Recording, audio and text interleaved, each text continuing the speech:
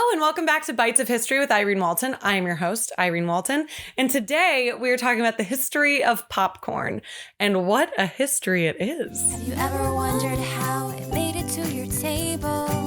Have you ever wondered how it made it to your shelf? If you love food, then this is the show for you. Bites of History with Irene. Before we start off today's episode, I want to say a huge thank you to all of my patrons.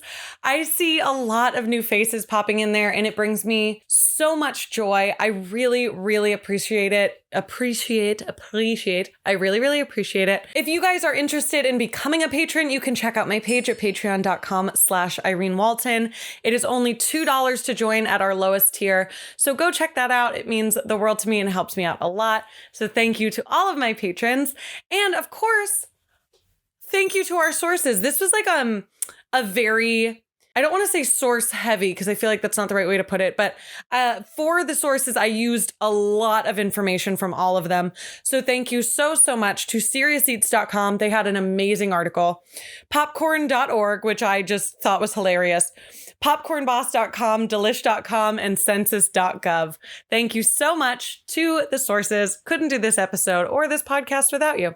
So without further ado, let's get popping. Popcorn has a pretty illustrious history that most of us are not thinking about when we unfurl our little trifold bag that we pop into the microwave before a movie, just as a little snack. For whatever reason you're having popcorn, you may not be thinking about all of the insane events throughout history that popcorn has been a part of.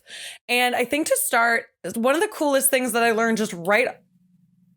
Oh, there's a motorcycle. I thought it was thunder. I was like, let's chill out. It is raining a lot. So if we're not getting any light from this side of the room, that's what's up. And if you're listening, it's raining. One of the most interesting things that I learned right at the top of this research was corn, quote unquote, used to just be the thing that a culture called its most ubiquitous grain. So in Scotland and Ireland, oats were corn. In England, wheat used to be corn. And biblically, in the Bible, barley was called corn too. However, in the Americas, maize was the most common grain and we called that corn. And that's the one that has just stuck around as being corn.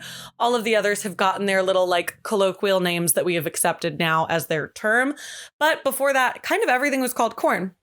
So the maize that we are familiar with is what we now know as corn. Isn't that cool? That was so interesting to me. I loved that little fact. We actually know that corn has been a domesticated crop in the world for over 9,000 years, which is so cool, just based on historical records and archaeological records. But some of those very same, I imagine, very hot. I feel like every archaeologist is super hot. So I'm imagining 3 super hot people digging it up. And they find the first evidence of popped corn, which is 6,700 years ago, because they unearthed corn cobs that actually had popped corn or evidence of popped corn on them, which I thought was so cool. I know I always am giving my own commentary on this. And I actually get some comments in the reviews and stuff being I don't need to know what this girl thinks about what she's talking about, but I'm the only one hosting. So sometimes it's nice to just share that I think it's cool because I think you'll think it's cool too. Anyway, I read one review that said that and now I'm butthurt. Now flashing forward from 6,700 years ago to the 1500s, we see evidence of the native Aztec people eating popcorn, but also using it as a decoration in their headdresses, using it to ornament some of their statues. So popcorn was used for a lot of things on top of just being a delicious little snack. Many Spanish exploratory accounts throughout the years actually note these little popcorn practices. And here's a sentence I just am so excited to say. To quote popcorn.org, an early Spanish account of a ceremony honoring the Aztec gods who watched over fishermen reads, they scattered before him parched corn called mamactil, I think. I'm sorry if that's wrong. A kind of corn which bursts when parched and discloses its contents and makes itself look a very white flour. They said these were hailstones given to the god of water. So also, upon learning about the difference between popcorn and parched corn kind of has more of the vibe of corn nuts. So it still pops and expands, but not like the popcorn we're used to today. Partly that's just because it was a different grain. It was a different type of corn, and they don't have the types of like dehydrating practices that we have today. But the act of dehydrating and then like adding heat to corn is this like very age-old practice, which is so cool to see so many historic accounts of.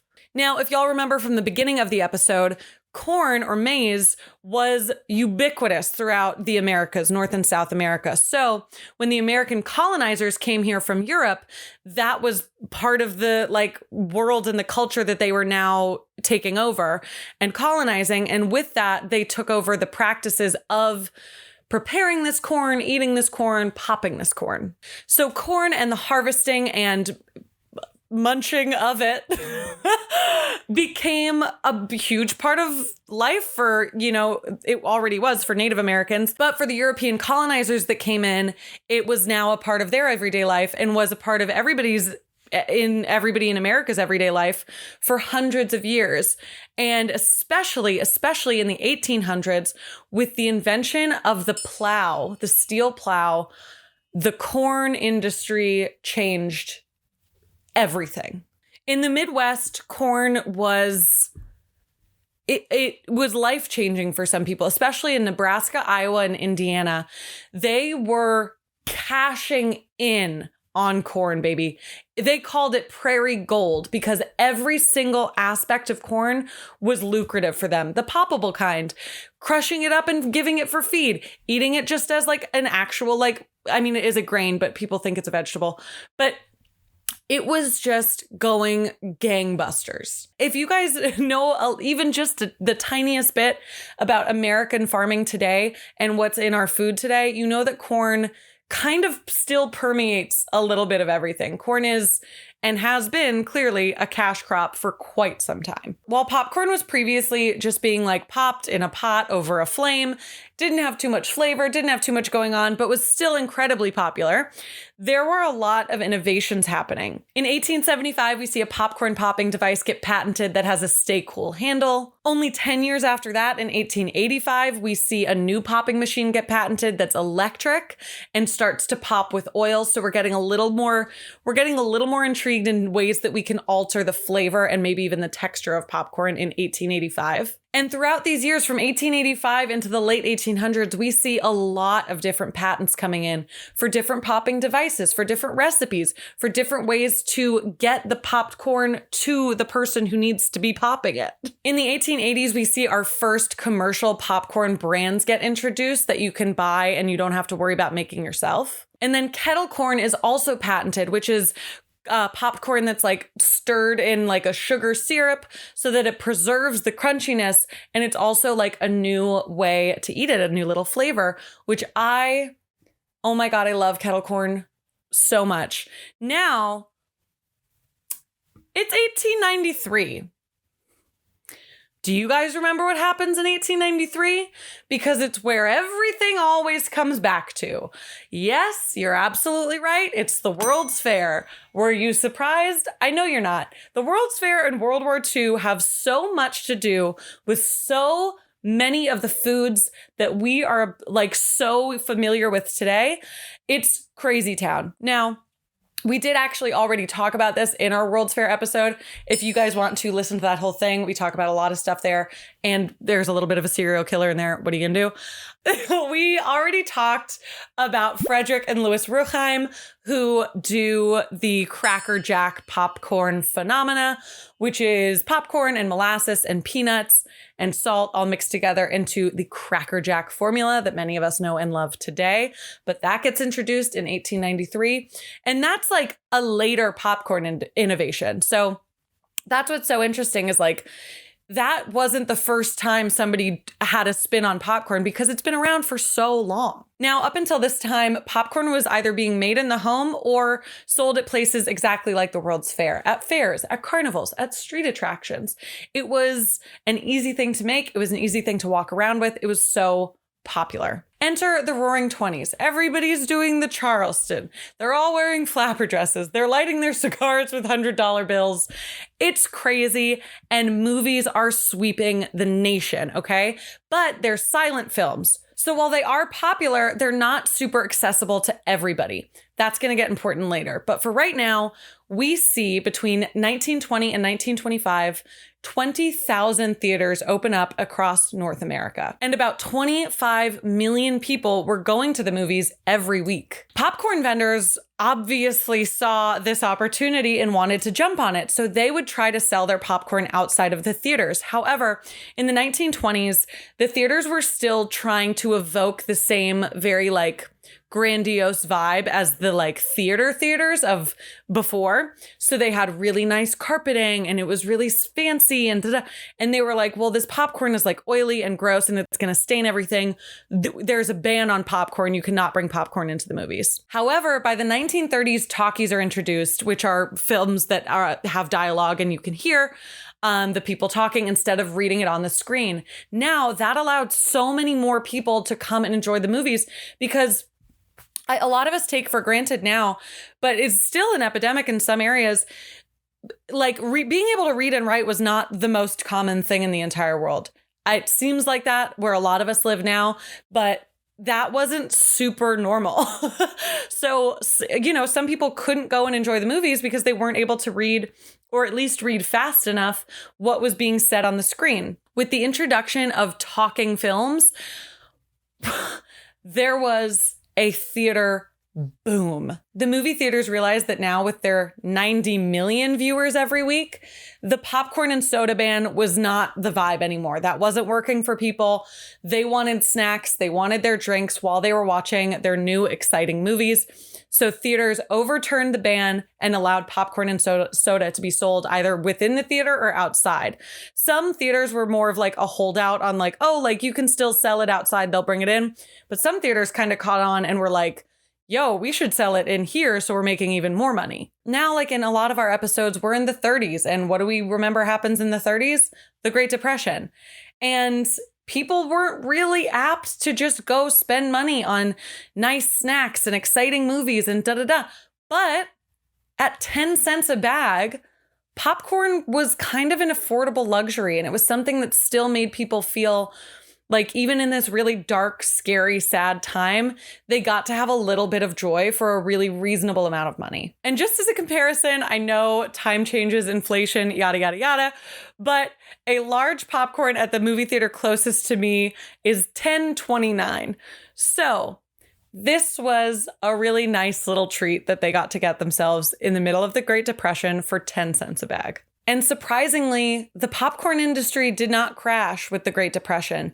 Many popcorn farmers actually were doing better than they ever had because of this exact reason. There's actually this one story of an Oklahoma banker who unfortunately lost his bank in the Great Depression. However, with what he had left, he bought a little popcorn shop right next to a theater. And within just a couple of years, he was able to purchase back 3 popcorn farms that he had previously lost, which is a crazy story in the middle of the Depression to be able to purchase that much property again just because of popcorn. The farms that popcorn built, get out of town. Any movie theaters that hadn't been selling popcorn in their own theater and making their own profit off of it very quickly kind of wised up. In some cases, even lowering their ticket prices and including popcorn and seeing their profits still rise even further.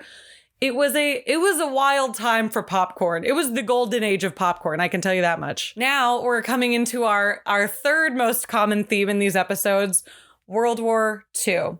Now, as we mentioned in the Hershey's episode, in the Mars episode, World War II, and I think in the Jell-O episode, World War II had sugar rationing because we were trying to send more sugar to the troops. We were trying to just put all of our effort into the war effort. With the sugar rationing and candy being much less available to Americans, popcorn consumption went up 3 times the normal amount. As we fast forward to the 50s and TV becomes a lot more popular, we do see popcorn have a little dip in popularity just because there's kind of a little transition period between eating popcorn at the big screen with the movie going on and television in the home at the much smaller screen, there was a little bit of time where popcorn just wasn't as popular. People were really spending more time in the home. However, they did start to miss one of their favorite little creature comforts, which was popcorn.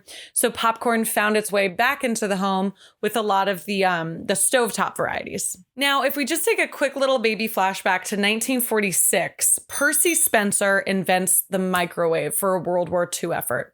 Now, this was originally called the magnetron, which I think is so funny, and I wish that's what it was still called. But Percy invents the magnetron. And with this, when he's testing it on, I don't know, like war stuff that he's supposed to be testing on it, he notices that the chocolate bar in his pocket has melted.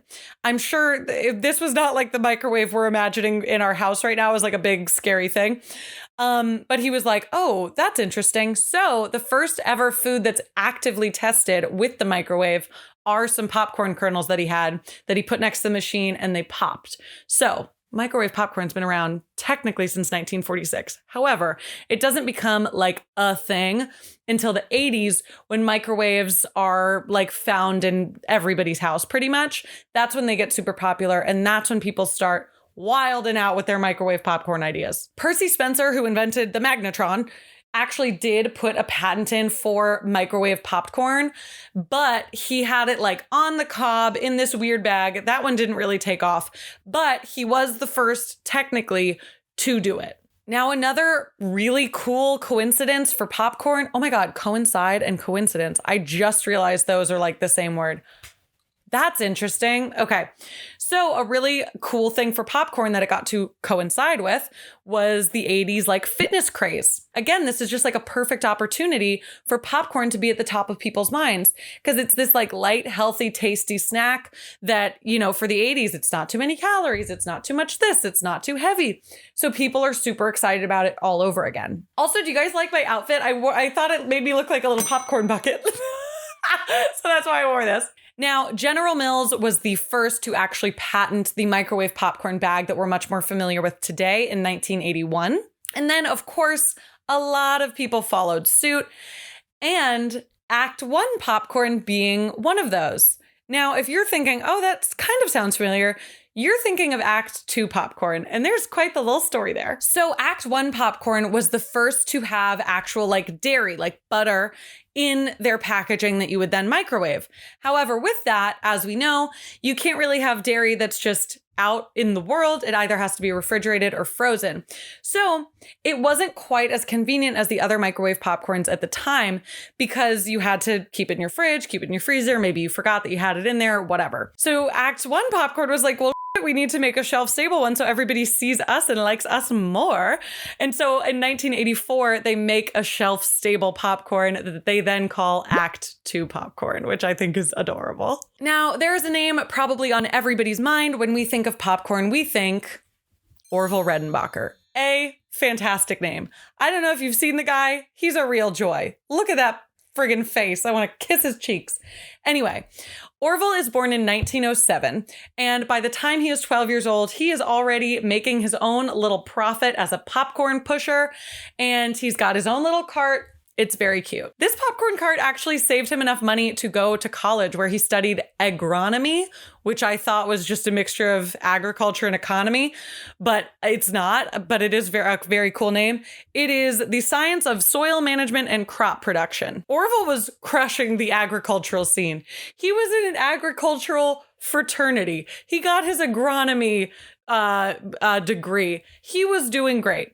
He then went on to actually have a very successful fertilizer business, and he was really crushing it. Like, Orville was making money. But by 1944, no matter how successful his fertilizer company was, he was still missing his true love of popcorn. So he starts to raise popcorn and make popcorn. And you guys, it's his dedication to finding the perfect kernel, all of the things he did to get there. He truly could have his own episode. So please let me know in the comments down below if you would like to hear that, because I'd like to do it. He's really, really interesting. Somewhere within his 21 years of trying to finesse the perfect corn kernel for popcorn, he gets a business partner. His name is Charles Bowman. And when the kernel is finally ready, finally good to go, ready for production. They're thinking of the name and they think Redenbacher, Bowman, we'll call it Red Bow Popcorn. Oh my gosh, perfect. Now the advertising execs were like, listen, you've got a great product, but this name isn't very like friendly. It's not very inviting. We need to make this more personal. Orville, come here. Orville, first of all, listen to your name. Orville Redenbacher, hilarious. Secondly, look how cute you are. So Orville Redenbacher is now the name of the brand, but he is very like chill about giving credit to Charlie Bowman as well. But he is like so well loved, A, because the popcorn is so well loved, but also everybody's just like, who is this guy? He's adorable. And I fully agree. So he actually becomes his own sort of personality and has to like go on talk shows to be like, I'm not fake, like I'm a real guy. And everybody's just like beyond fatal for him. It's so cute. So people loved Orville Redenbacher. It was very cute. I still love Orville Redenbacher. I think he's adorable. Now, if you're wondering if popcorn is still a super popular snack in America, it absolutely is. Americans eat about 17 billion quarts of popcorn every year. It is a well-loved snack.